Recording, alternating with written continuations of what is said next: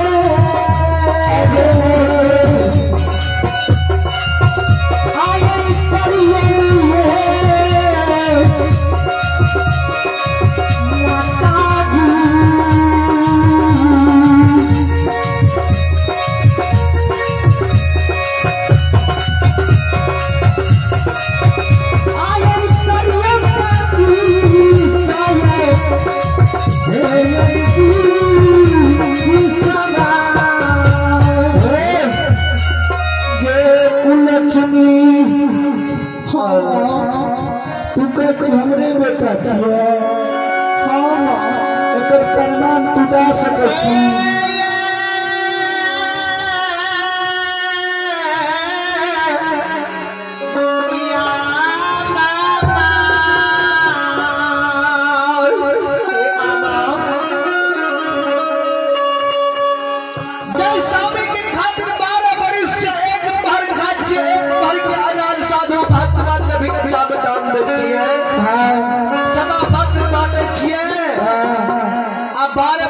हमर मन न डरले हमर मन डर गेल माता जी अपने बेटा होके रूप बदल लक्ष्मी हमरा बात के विश्वास नहीं है माँ। माँ के सिपाही गेल माँ अहाँ के 3200 सुआ दूध सुखा गेल। अहाँ माय धर्म के सार पर खड़ा भए जाइए। अहाँ के घर से यदि 3200 सुआ दूध जोगी के मुंह में नहीं जेते तो बीच में हमारे बेटा नहीं छिए। यदि अहाँ के घर से दूध निकल जाए तो बीच में हमरे बेटा ज्योति कनियार श्रोता बंधु पुतहुआ कल के माँ यहाँ का 80 बरस के वृद्धा भागलिए यहाँ का नहीं झल जाइए। बीता के विश्वास करे के लिए यहाँ अपना स्थल पर साफ कपड़ा ले लियो। अगर यहाँ के बेटा है तो ये सुखल स्थान से दूध बहार होता। अगर तोहर बेटा नहीं है तो ये 80 बरस के समय में माँ कहाँ से तोरा दूध है। श्रोता बंधु बेटा माँ के परीक्षा भा रहा है। द्वार पर बेटा खड़ा है लेकिन माँ के चिन्ह में जा रहा है। श्रोता भगवान आइए आप हमारे गुरु महाराज रामानंद बाबा इन बच्चे को आशीर्वाद रूप में शानदार 101 रुपये की दान भगवान के चरण में दिए हैं। मैं गुरुदेव के चरण में कोटि कोटि नमन करता हूँ। और गुरु के लिए एक दो लाइन का भजन है। सारे तीर्थ धाम आपके चरणों में, सारे तीर्थ धाम आपके चरणों में। हे गुरुदेव प्रणाम आपके चरणों में। सारे तीर्थ धाम आपके चरणों में।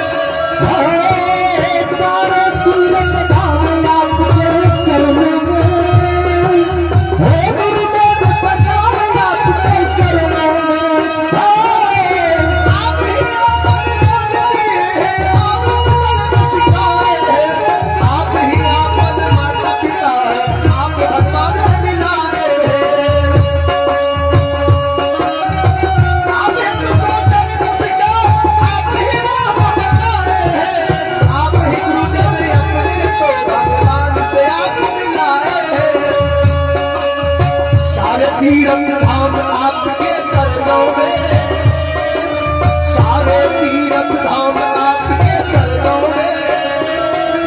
हे गुरुदेव प्रणाम आपके चरणों में। सारे तीर्थ धाम आपके चरणों में। हे गुरुदेव प्रणाम आपके चरणों में।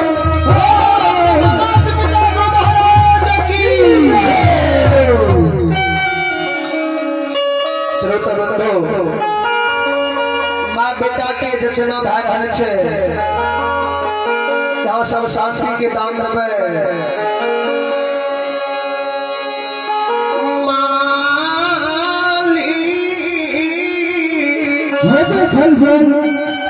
माँ के आगा में जोगी बाबा खड़ा भेल छी। श्रोता भगवान माँ के जोगी बाबा के दोनों के बैठा दिल के ही ना माँ साथ तो कपड़ा अपना स्थान पर लेने छे।